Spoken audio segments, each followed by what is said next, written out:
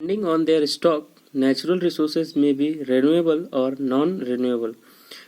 अगर हम स्टॉक को देखें तो कोल को एक बार जलाने के बाद दोबारा नया नहीं किया जा सकता. That's why this type of resources is called non renewable resources. और कुछ रिसोर्सेज ऐसे हैं जिसे हम बार बार यूज करके नया कर सकते हैं, जैसे कि हवा, पानी, ये सब रिन्यूएबल रिसोर्सेज है. Renewable resources are those which are present in unlimited quantities और constantly being generated by natural process or can be generated by us. Renewable resources are those resources which is present on the earth unlimited quantity and constantly being generated by human beings or natural process. Okay, resources like sunlight, wind, air etc are inexhaustible. Sunlight को कभी ख़त्म नहीं कर सकते, हवा को कभी ख़त्म नहीं कर सकते, ठीक है, एटसेट्रा को हम कभी ख़त्म नहीं कर सकते. इसलिए this type of resources is inexhaustible, मतलब अनंत है. They are present in such vast amount, ये इतनी ज़्यादा है कि human consumption for various purpose does not affect their total quantities much, कि ह्यूमन बीइंग इसका कितना भी यूज़ करे ख़त्म नहीं कर सकता. Okay, now our activities can however make this resources unusable. हमारी एक्टिविटी इन रिसोर्सेज को ख़त्म नहीं कर सकती. For example, if air becomes polluted, अगर हवा पॉल्यूटेड हो जाता है तो we can not breathe it even if it is abundant. अगर हवा पॉल्यूटेड हो जाएगी तो हम उसमें सांस नहीं ले सकते, लेकिन ये एबंडेंट हर जगह प्रेजेंट है, इसलिए हवा हमेशा नई नई बनती रहती है. Many natural resources are cycled within the environment by natural process. Natural resources अपने साइकिल को कंप्लीट करके या नेचुरल प्रोसेस करके नई नई चीज़ें बना लेती है. या जैसे पानी है तो बारिश में पानी हमको दिखाई देता है, गर्मियों में नदियाँ सूख जाती है, इवापोरेट हो जाती है, और वही इवापोरेशन वाटर हमें ठंड के दिन में पानी के रूप में दिखाई देता है. ये देखिए जंगल्स हैं ये, तो ये क्या कहलाएगा, हमारा रिन्यूएबल रिसोर्स कहलाएगा. एक बार जंगल को काट देंगे तो फिर से हम लगा सकते हैं. It means now come to the next paragraph. There quantity is more और लेस कांस्टेंट. उसकी क्वांटिटी कम या ज़्यादा हो सकती है लेकिन निश्चित है. Such resources when consumed are replenished over time. कुछ रिसोर्सेज जिसका हम यूज़ करते हैं और यूज़ करने के बाद उसे रिप्लेस कर सकते हैं. Some natural cycle like the water cycle and the oxygen cycle take place quite rapidly. मतलब वाटर साइकिल का मतलब एक बार वाटर चली जाए तो दोबारा आ सकती है, ऑक्सीजन चली जाए तो उसको भी वापस ला सकते हैं. तो ये क्या है, हम एक बार यूज़ करेंगे तो दोबारा हम उसका यूज़ कर सकते हैं. While some like the rock cycle are very slow. लेकिन चट्टान का बनना एक बहुत स्लो प्रोसेस है, तो इसे हमें ध्यान से यूज़ करना चाहिए. Hence all resources do not get replace. यानी कि सभी रिसोर्सेज को हम रिप्लेस तो कर सकते हैं, लेकिन किसी को जल्दी और किसी को देर में. Some natural resources can also be generated by us. कुछ नेचुरल रिसोर्सेज को हमारे द्वारा भी जनरेट किया जाता है, जैसे कि वी कैन प्रोड्यूस फॉरेस्ट, हम जंगल उगा सकते हैं, ठीक है. Even such resources will ultimately be exhausted if they are consumed faster. अगर हम उसका तेजी से यूज करते हैं तो तेजी से वन लगा सकते हैं, उसको रीजनरेट कर सकते हैं. Non renewable resources are those that they are produced in the past by natural process that occurred by chance and may not occur again. It means non renewable resources जिसका use हम आज कर रहे हैं लेकिन कल हम उसका यूज़ नहीं कर पाएंगे. क्यों? क्योंकि वो ख़त्म हो जाएगा एक बार, तो उसे हम फिर से बना नहीं सकते. जैसे कि coal, petroleum, this type of resources is called non renewable resources. This resources are limited. ये लिमिटेड है, एक ना एक दिन ख़त्म हो जाएंगे. And can not be generated by us. और हम इसे बना नहीं सकते. They have been consumed. निश्चित है. मेटल ओर्स, मेटल जैसे है फॉसिल फ्यूल, जैसे कि कोल, पेट्रोलियम, ये फॉसिल फ्यूल्स कहलाते हैं, are example of non renewable resources. Some resources like iron, gold, wood etcetera can be reclaimed for discarded things and use again and again. कुछ resources जैसे कि iron का use हम बार बार कर सकते हैं, गोल्ड का यूज़ हम बार बार कर सकते हैं, वुड का यूज़ हम बार बार कर सकते हैं, ठीक है. This is known as recycling. इस प्रोसेस को हम, मतलब अगर किसी भी प्रोडक्ट का यूज़ हम बार बार करते हैं तो रिसाइकलिंग कहलाता है. All resources can not be recycle. सभी रिसोर्स को रिसाइकल नहीं किया जा सकता. For example, fossil fuels once consumed can not be claimed.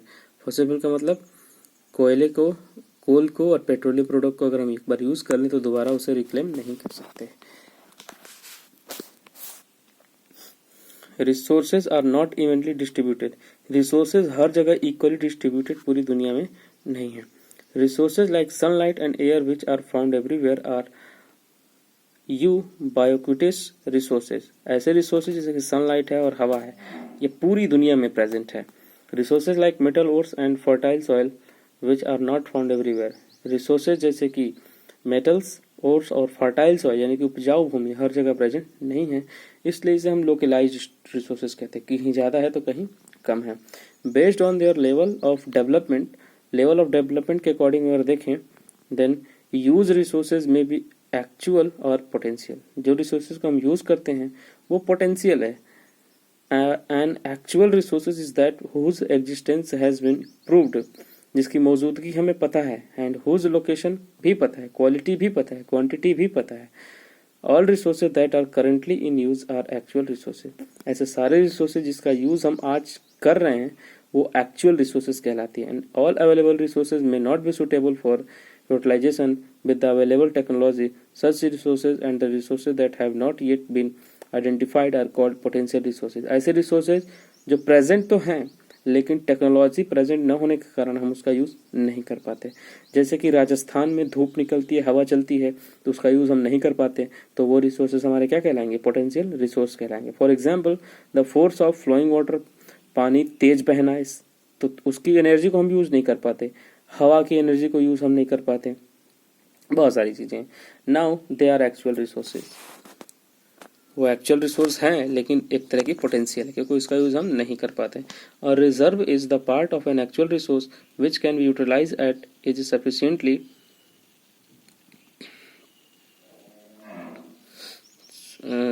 actual resource which can be utilized at a sufficiently low cost with the available technology but is kept for future use. ऐसे resources को अगर हम technology पता लगा के use करते हैं तो ये हमारे फ्यूचर में काम आ सकता है.